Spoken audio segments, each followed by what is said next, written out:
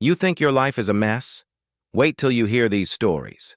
From a mother who ruins her son's wedding because of straight-up racism, to a guy battling a sneeze combo every single time he gets intimate. Or how about a relaxing massage that ends with fluids no one asked for? Today we're diving headfirst into the chaotic world of Reddit stories, where the situations are weird, awkward, and sometimes so unbelievable. You'll want to replay them just to make sure you heard it right. If you're a fan of RR Amy the Asshole, RR Pro Revenge, or just love a little free drama to spice up your day, you're in the right place. Story 1. I can't believe I once called him the perfect man. I'm 29. My boyfriend was 31. We had been dating for nearly 3 years and everything was almost perfect. I mean, who would have thought a relationship could fall apart over a knife? From the beginning, he told me he had a fetish. I appreciated the honesty, so I didn't overreact. In fact, we explored it together and eventually decided that he should see a professional, a sex worker who specialized in that particular kink. I even met her a couple of times. To me, it was just a transaction. It helped keep our relationship stable. I even thought this was a mature way to handle a personal need. But then, COVID hit. The sex worker stopped meeting clients in person. Everything moved online. The first few months were okay, but by December, my boyfriend started changing. He became insistent, almost desperate, practically begging me to participate in his fetish, and this wasn't something you could just go along with. His fetish was blood play and knife play. Yes, you read that right. Blood, knives, during sex. I've had a phobia of blood since I was a child. Just seeing it makes me want to faint. I told him clearly no, but he wouldn't take that as an answer. One time while we were being intimate, he suddenly bit my neck hard. I pushed him off in total panic. He said he couldn't take it anymore, that he needed it to feel pleasure. I started sleeping on the couch. I set firm boundaries. But what do boundaries even mean? When the person you love doesn't respect them, I posted about it on Reddit anonymously, of course, or at least I thought so, but he read it. He immediately recognized it was me. What followed wasn't a conversation, it was a full-blown screaming match. I confronted him, told him I didn't feel safe anymore, and that I couldn't trust a man who wanted to stab me during sex without my consent. He cried. Then he told me that a friend from the fetish community had advised him to try surprising me to make me think it was my kink. Excuse me, this is real life, not some sick, dark movie I walked out. I went to my best friend's house. She had no idea about the fetish, the sex worker, or anything else I had kept hidden. When I finally told her, she said just one thing. You call that a normal relationship? It was like getting a bucket of cold water thrown in my face. Looking back, I realized I had made excuse after excuse for all his toxic behavior just because of the occasional sweet moments. But if a man only treats you well when his dangerous kink is being satisfied, is that really love? I ended everything. Blocked him on every platform. He texted, called, left, dozens of voicemails, all filled with cheap apologies. I didn't flinch. Because if I let myself be convinced to go back, next time it might not just be a bite. It might be an actual knife. What do you think? I'm not telling this story to shock anyone. I'm telling it to make one thing clear: a fetish does not give anyone the right to coerce you, and real love never comes with fear. Story 2. I cut off my mother on what was supposed to be the happiest day of my life. I'm 30. My mom is 61. I'm about to marry an amazing woman. She's smart, funny, thoughtful, and beautiful in that way where just looking at her makes the whole world feel calmer. The only problem, she's a woman of color. And my mom is, well, my mom. I've always known my mom had issues, the kind of person who says I'm not racist, and then follows it up with a complete starter pack of stereotypes. When I was younger, I thought she was just a bit old-fashioned. But as I got older, I realized no, she actually believes that stuff. When I first told her I was dating my now fiancé, her one and only question was, "Is she here legally?" I thought she was joking. But her face was stone cold. And that was only the beginning. From that day on, every time I mentioned my girlfriend, My mom would either change the subject, respond with silence, or let out these dramatic sighs. One time she called me just to ask if my girlfriend was trying to convert me to some religion. When I told her no, she replied, "Well, don't they usually force that kind of thing?" I hung up. I thought, maybe she just needs time. Spoiler. She didn't. She needed a century and a licensed therapist. As the wedding got closer, my mom called and told me she wasn't coming. I asked her why. "I can't sit there and watch you destroy our bloodline." I said nothing for 10 seconds. Then I laughed. Not because it was funny, but because I couldn't believe I had actually defended her to the woman I love.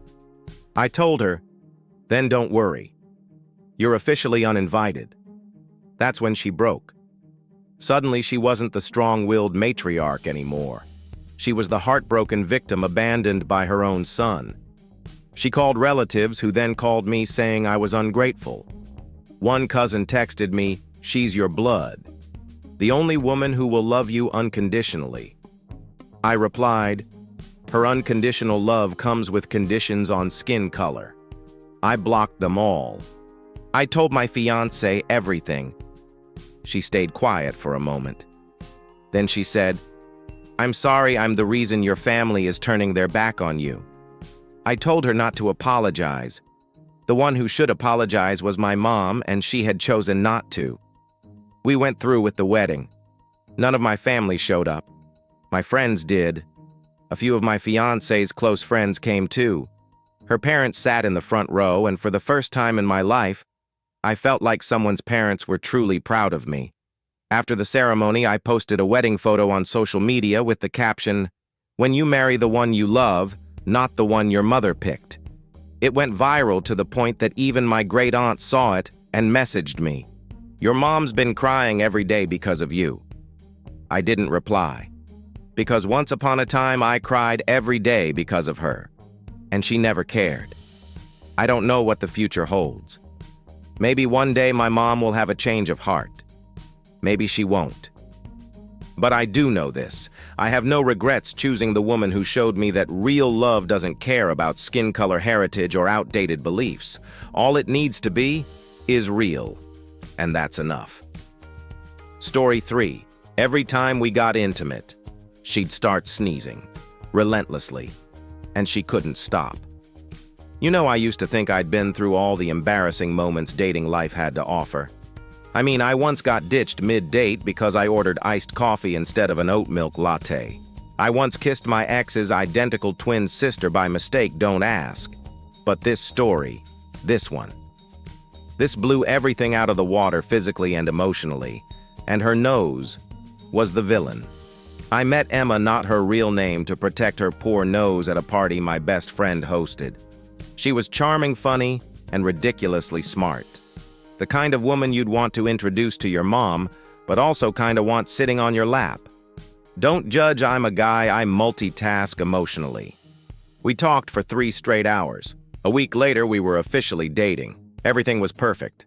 Until the first time we got intimate. I'm not exaggerating, the moment I kissed her neck, she sneezed. Like a full-body, lungs-involved, head-whipping sneeze. I flinched so hard I nearly bit her shoulder. I asked, "Are you allergic to me?" She blushed, gave a shy little laugh, and said, I have a rare nasal reflex.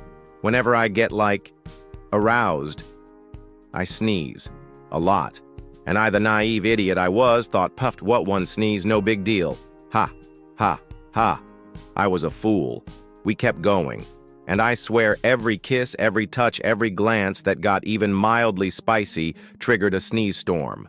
Not 1, not 2, a 15-hit sneeze combo like she was unlocking a secret move in Mortal Kombat. At one point, I wasn't sure if I should feel flattered or like a walking jar of pollen.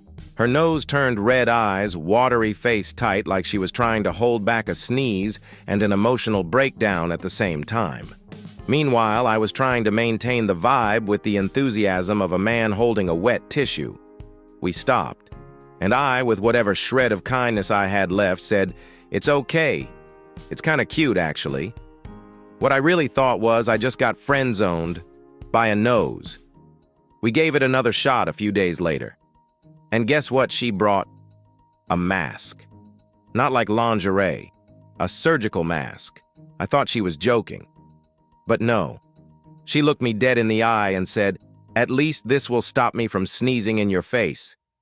I, in a moment of desperate optimism, went along with it. But you know what kills the mood faster than a phone call from your mom 20 consecutive sneezes while holding hands.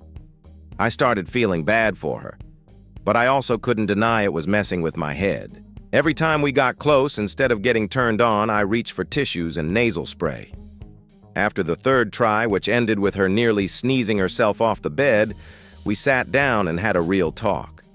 She broke down crying. Told me that ever since puberty, guys have dumped her over this, that she always felt weird and unworthy of being loved. I hugged her. I'm not a monster, but I'm also a guy with needs. We agreed to take a break from intimacy while she sought help. She started seeing specialists, even tried acupuncture and neurotherapy. And me, I went back to single life and developed a mild allergy to anything that triggers sneezing. Look, no one's perfect. Love isn't just roses and chocolate. Sometimes love is learning how to handle an unstoppable sneeze attack. So, what do you think? Would you forgive a racist mom on your wedding day? Would you date someone who turns every intimate moment into a sneeze battle royale? Or would you ever step foot in a spa again after that kind of wet experience? Drop your thoughts in the comments, seriously. I'd love to hear what you think. And hey, if you enjoy true stories filled with drama, awkward laughs, and moments that make your soul wince, don't forget to like, subscribe, and hit that notification bell. We post new videos every week, and trust me, the next one's even wilder.